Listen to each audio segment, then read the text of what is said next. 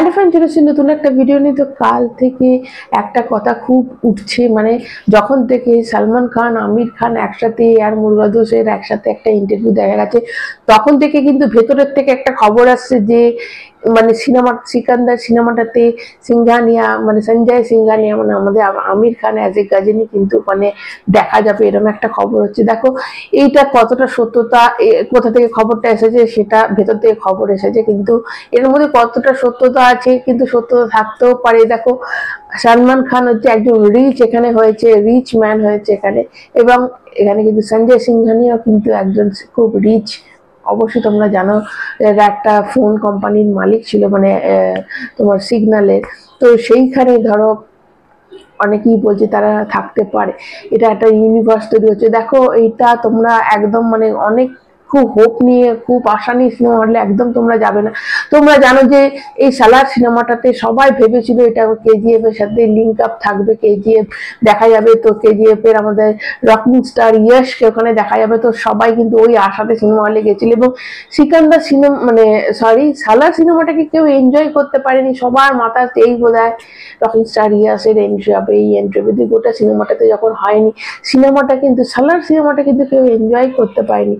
তো তোমাদের এর সাথে আরেকটা কথা, আরেকটা ঘটনা হচ্ছে যে সন্দীপ রেড্ডি বাংলা যখন অ্যানিমেল করেছিল তখন অনেক প্রশ্ন করেছিল যে এটা একটা ইউনিভার্স তৈরি করতে, এবং তখন সন্দীপ রেড্ডি বাংলা একটা খুব সুন্দর কথা বলেছিল যে আমি ভেবেছিলাম, যখন তোমরা জানো যে রণবীর কাপুরকে যখন নার্সিংহোমে একটা ভর্তি করা হয়, তো তখন কিন্তু ভেবেছিল যে ডাক্তার হিসেবে কবির সিং মানে আমাদের শাহিদ কাপুরকে ওখানে এন্ট্রি করানো হবে। তো এইটা মানে এটা যদি হতো তাহলে মানে এই অ্যানিমাল সিনেমাটা বিশাল একটা কোন লেভেলে চলে যেত, কিন্তু সেটা কিন্তু শেষ অব্দি হয়নি। তো এখানেও কিন্তু সেরকম তোমরা একদম আশা করবে না। দেখো কবেকার মানে গজনী তো অনেক দিন আগেকার একটা সিনেমা, তার সাথে এই সিনেমার কি করে লিঙ্ক করবে আমার তো মনে হয় না হবে। তবে যদি হয় তাহলে তো অবশ্যই এটা একটা বিশাল লেভেলে চলে যাবে শিক্ষার্থী। আর যদি না হয় তোমরা কিন্তু আশা নিয়ে যাবে না, কেননা ওখানে গেলে তখন তোমরা মনে হবে যে দূর হলো না, সিনেমাটা তোমরা ফুললি এনজয় করতে পারবে না।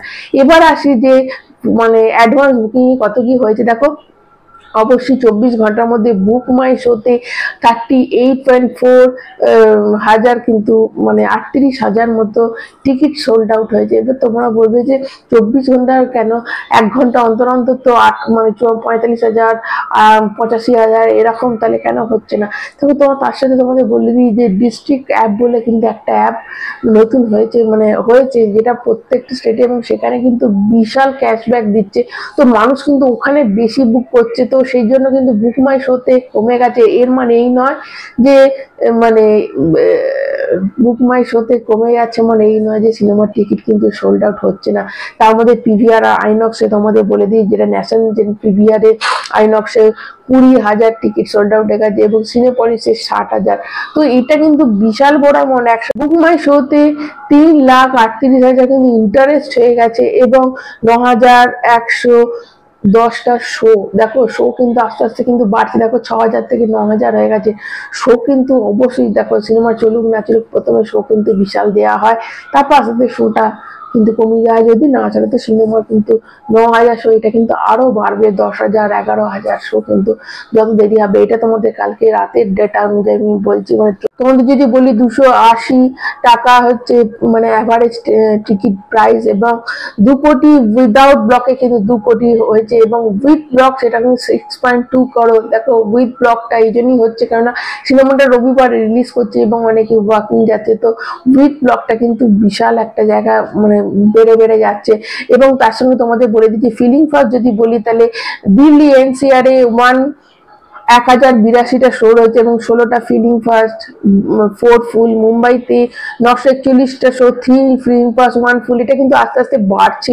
এবং পুনেতে 292টা শো, ব্যাঙ্গালোরে 201 মানে 201টা শো, হায়দ্রাবাদে 123টা শো, এবং কলকাতাতে 280টা শো, আহমেদাবাদে 512টা, এবং চেন্নাইতে 92টা শো। এর মধ্যে কিন্তু অনেক মানে চেন্নাই কিন্তু বিশাল একটা জায়গায় চলে যাচ্ছে, এবং জানো সিনেমাটা কিন্তু কয়েকটা ল্যাঙ্গুয়েজে রিলিজ করছে।